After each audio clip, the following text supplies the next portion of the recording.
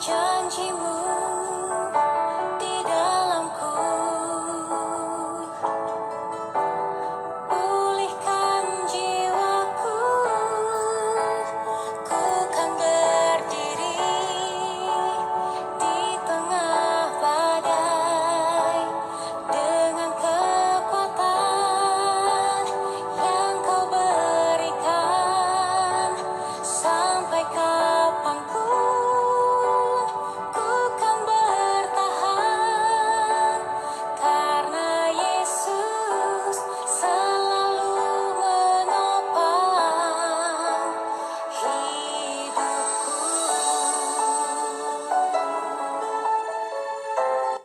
Shalom saudaraku yang dikasihi oleh Tuhan Yesus Kristus. Sebelum kita mengawali akan kehidupan kita hari lepas hari, marilah kita memohon petunjuk Tuhan lewat firman-Nya. Namun sebelumnya, marilah kita berdoa. Kita berdoa. Ya Roh Kudus, bimbinglah hati dan pikiran kami, pendengaran kami, sehingga di saat kami akan membaca firman-Mu, kami dimampukan untuk mengerti dengan baik, sehingga kami dengan penuh kesadaran setia memperlakukan firman-Mu di tengah-tengah kehidupan kami. Terpujilah nama-Mu ya Tuhan Yesus. Amin. Saudaraku yang dikasihi Tuhan, bacaan kita pada saat ini terambil dari kitab Yesaya pasalnya yang kedua, ayatnya yang ke-17.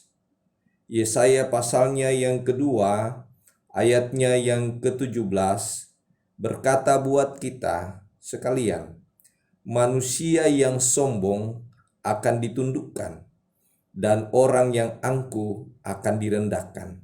Hanya Tuhan sajalah yang maha tinggi pada hari itu. Demikianlah pembacaan Alkitab yang disebut berbahagia adalah mereka yang mau mendengar firman Tuhan serta melakukannya di tengah-tengah kehidupannya masing-masing. Saudaraku yang terkasih di dalam Yesus Tuhan, pernahkah saudara berjumpa dengan orang yang sombong? Saya kira kita pernah menjumpai orang seperti ini. Bacaan kita, saya akan memberikan tema dengan kata sombong. Dalam bahasa Alkitab, kata sombong bisa juga diterjemahkan tinggi hati. Juga bisa diterjemahkan dengan kata angkuh. Bahkan dalam Kamus Besar Bahasa Indonesia, sombong diterjemahkan adalah pongah atau sikap yang berlebihan. Bagi banyak orang, apalagi kita yang tinggal di daerah atau berbudaya ketimuran, sombong ini adalah sifat yang susah untuk diterima oleh semua orang. Tetapi biarpun begitu, masih banyak saja orang kita temui atau bahkan kita saksikan memperlihatkan kesombongannya di dalam setiap perjalanan hidupnya. Apa yang membuat banyak orang memiliki kesombongan dalam dirinya? Bisa saja karena disebabkan dia memiliki banyak harta. Bisa saja disebabkan karena dia memiliki kekuatan dalam dirinya yang tidak dipunyai orang lain. Atau juga bisa saja karena dia memiliki kekuasaan sehingga memudahkan dia untuk melakukan tindakan-tindakan yang berlebihan. Saudaraku yang dikasihi oleh Tuhan Yesus Kristus, secara rohani, orang yang sombong ini adalah racun atau virus bagi kehidupan rohaninya sendiri. Dikatakan demikian karena orang yang sombong sering atau cenderung melakukan tindakan-tindakan yang memuji dirinya sendiri, bukan sesamanya yang memiliki kelebihan-kelebihan dibanding dirinya. Menyombongkan diri adalah tindakan yang menghargai dirinya secara berlebihan.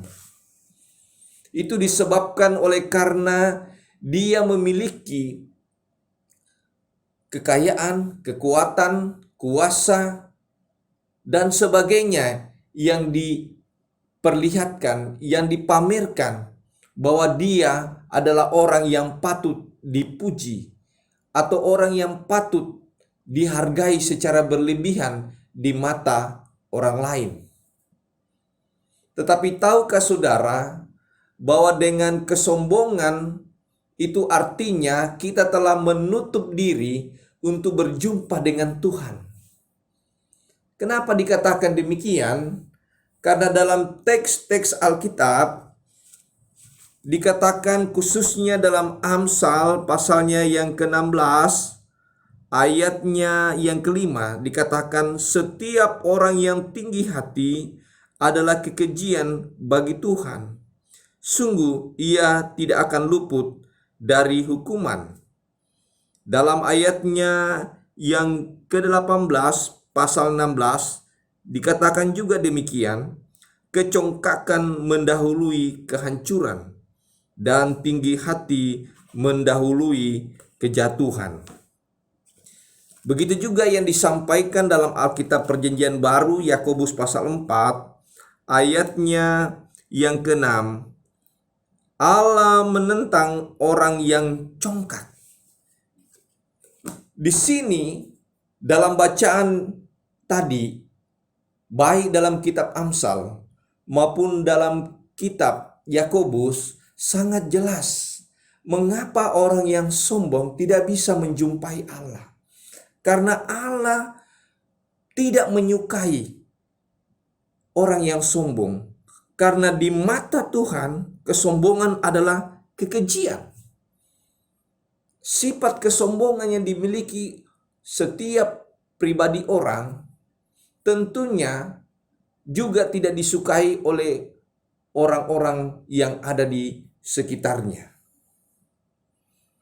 Pendeta Yakob Nawai mengatakan bahwa orang sombong biasanya memperlihatkan sifat-sifat sebagai berikut. Yang pertama, dia cenderung menuruti nasihat dalam dirinya sendiri. Orang yang sombong memperlihatkan sifat-sifat yang menolak mengakui kesalahannya, juga menolak untuk mengakui keberhasilan orang lain, menolak untuk menceritakan keberhasilan yang diraih kepada orang lain. Bahkan orang yang sombong tidak pernah mau mengatakan maaf walaupun dirinya sudah salah di hadapan orang lain. Itulah mengapa kesombongan itu menghambat rohaninya untuk bertumbuh. Itulah mengapa kesombongan itu tidak layak di hadapan Tuhan. Karena kesombongan itu bukan sifat dari ilahi. Kesombongan itu bukan sifat dari Allah yang penuh kasih. Allah yang punya kuasa, yang punya kemuliaan saja mau merendahkan dirinya untuk menjumpai manusia-manusia dalam kedosaannya. Apalagi kita yang adalah manusia, yang tentunya harus menyadari bahwa kita tidak patut menyombongkan diri, apalagi menyombongkan diri di hadapan Tuhan. Karena itu saudara-saudara yang dikasihi Tuhan, ada baiknya kita ketika kita akan menjalani akan kehidupan ini, patutlah kita merendahkan diri, merendahkan hati di hadapan Tuhan, membuang jauh-jauh keangkuhan, membuang jauh-jauh kesombongan, di dalam kita berjuang menjalani kehidupan ini. Ada banyak tantangan di hadapan kita. Tetapi ketika kita merasa diri hebat, ketika kita merasa tinggi hati, ketika kita merasa mampu segala-galanya, maka kita tidak akan mampu menjalani kehidupan ini. Justru yang kita temui adalah kehancuran, yang kita jumpai adalah kejatuhan dalam kehidupan kita.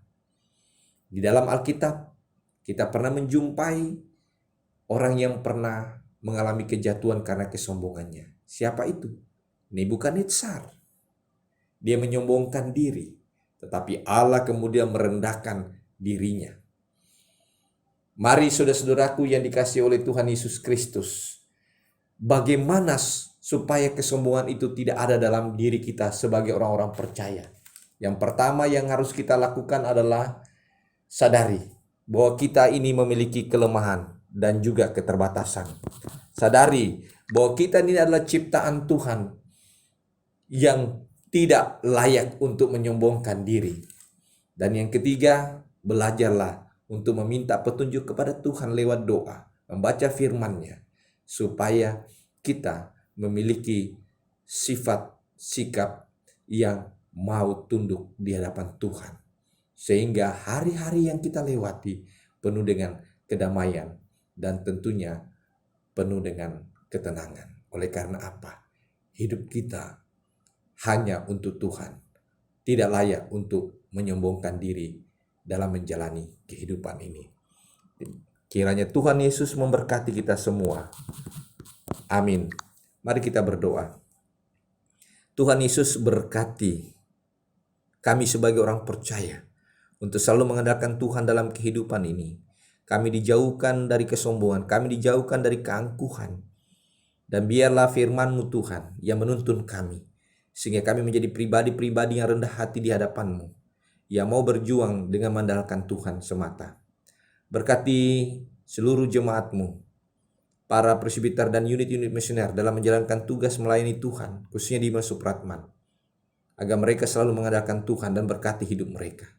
Berkati visi misi gereja Tuhan di muka bumi, khususnya gereja-Mu GPIB, terlebih jemaat Immanuel Supratman, yayasan-yayasan Kristen, lembaga-lembaga gereja, Majelis Sinode GPIB, Mupel GPIB. Biarlah keselamatan yang disampaikan oleh gereja Tuhan disempurnakan oleh-Mu sebagai kepala gereja Yesus Kristus. Berkati bangsa dan negara ini lewat pemerintah di pusat maupun di daerah, bersama dengan aparat keamanan untuk bergandengan tangan mengelola dan menjaga negara ini berdasarkan rancangan Tuhan dalam bingkai Pancasila. Dan biarlah Tuhan, mereka juga bergandengan tangan dengan hikmat-Mu untuk mengatasi COVID-19. Berkati para petugas-petugas medis, diberikan kekuatan, kesehatan di dalam merawat para pasien-pasien COVID. Mereka yang terpapar COVID-19, khususnya anak Tuhan, Engkau jamah sembuhkan mereka semua ya Tuhan. Kami juga menyerahkan semua ahli-ahli virus di muka bumi, khususnya anak Tuhan. Dengan petunjuk dan bimbingan-Mu mereka boleh menemukan vaksin corona, sehingga badai corona dapat berlalu di muka bumi ini, khususnya di Indonesia. Terima kasih Tuhan, berkati hamba-Mu dan keluarga dalam menjalankan tugas yang Tuhan percayakan bagi kami, sehingga kami selalu mengandalkan Tuhan. Dan Tuhan juga tetap memelihara kesehatan kami, dan kami tetap selalu setia dan bersukacita melayani-Mu setiap saat. Terima kasih Tuhan atas kehidupan yang Tuhan selalu nyatakan dalam kehidupan ini. Inilah doa pengharapan kami di dalam nama Tuhan Yesus yang selalu setia bersama dengan kami. Inilah doa kami ya Bapa. Kami berdoa hanya di dalam nama Tuhan Yesus. Amin.